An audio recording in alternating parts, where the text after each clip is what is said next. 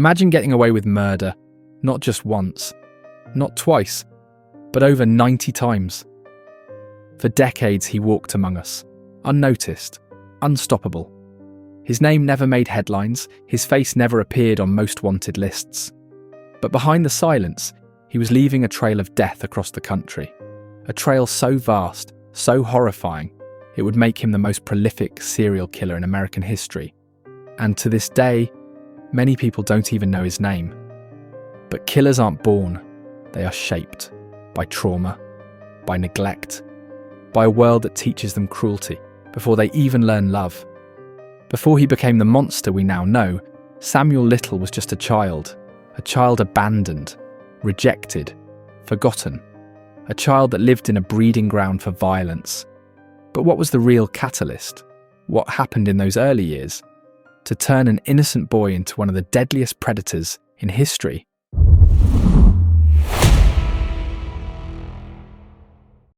Samuel Little was born on June 7th, 1940, in Reynolds, Georgia, a small town where poverty ruled and hope was scarce.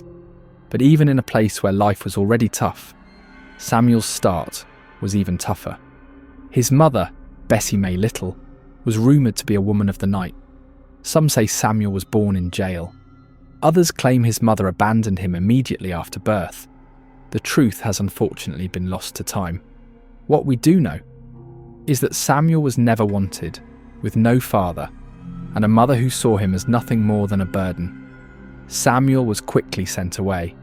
He was placed in the care of his grandmother in Lorain, Ohio. But this wasn't a rescue. It was just another toxic environment for young Samuel to try and survive. His grandmother was strict, cold, indifferent. There was no warmth, no love, no bedtime stories, only strict rules, absolute obedience, and silence. And in that silence, something dark began to grow.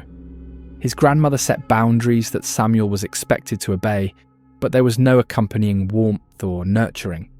In her home, silence wasn't just the absence of conversation, it was a barrier that blocked out comfort, love, and the simple acts of bonding that come with raising a child. This strict environment communicated to young Samuel that emotions were either dangerous or unnecessary, setting a precedent for a life where coldness replaced affection and compliance was valued more than empathy. At school, Samuel was considered to be a bit strange. He was labelled slow by his teachers and harshly mocked and bullied by his classmates. By all accounts, he was seen as a troubled kid, disruptive, emotionally distant and an outsider. His frequent run-ins with authority and lack of social skills alienated him from his peers, who viewed him as unpredictable, difficult to be around and all around weird. So, alone with no friends, Samuel became indifferent to the world around him and found himself almost completely isolated. In short, he felt like he just didn't belong anywhere. And with no loving parent, teacher, or friends to tell him otherwise, he started to believe it. It was during this isolation that Samuel, by his own account, began having fantasies about strangling women. He said these thoughts started when he saw his kindergarten teacher touch her neck. The fantasies were overwhelming, driving him to collect true crime magazines featuring depictions of women being choked. Samuel carried these dark thoughts with him, along with his feelings of resentment, the isolation, and a growing need to take control. He wanted to feel powerful, important, fearless. It started small, like it does for many serial killers. Samuel's first crimes were subtle. It started with petty theft, which landed him in and out of juvenile detention centres. During this time, he showed a disturbing lack of remorse for his crimes. For Samuel, it wasn't about stealing, it was about the thrill. But once theft became less exciting, he began standing outside bedroom windows, watching women, imagining them helpless, vulnerable. This wasn't curiosity, this was a predator in the making. By his late teens, Samuel's crimes had turned violent, breaking into homes, committing assaults, arrest after arrest. But after every arrest, he eventually walked free. And with each crime he got away with, he grew bolder. And then, During one of his many stints in juvenile detention, Samuel discovered something that changed him forever. Boxing. Boxing became his passion.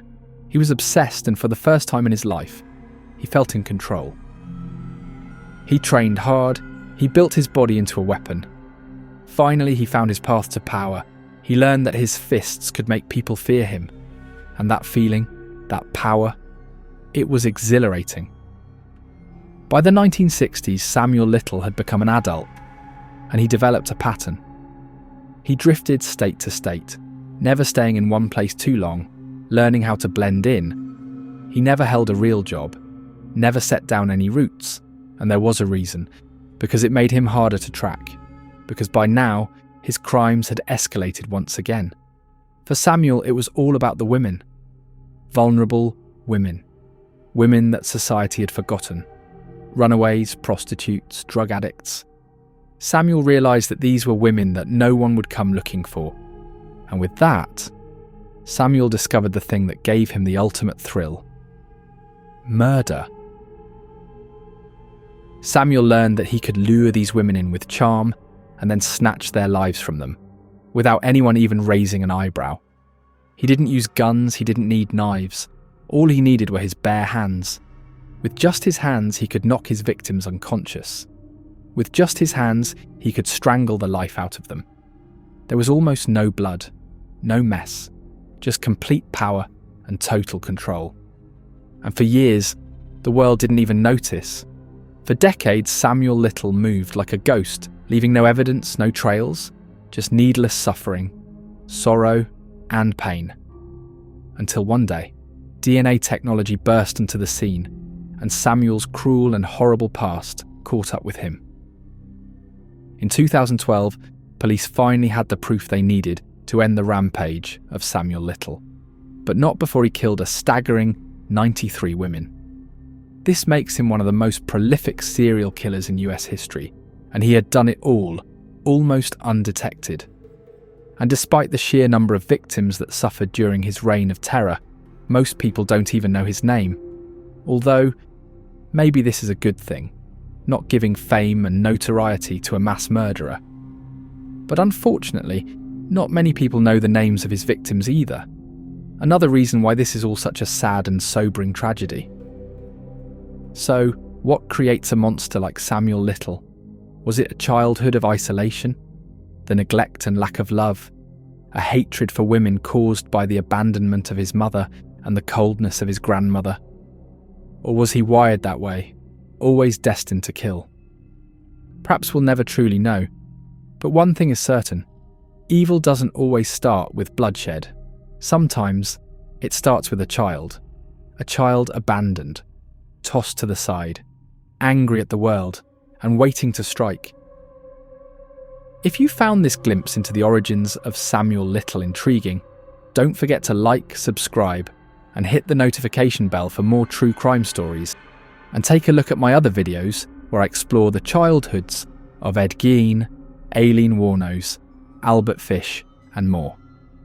And if you have a case you want me to cover, drop it in the comments below, because every origin we uncover, every life we examine, brings us one step closer to understanding the darkest corners of the human mind. And remember, behind every monster lies a story. Until next time.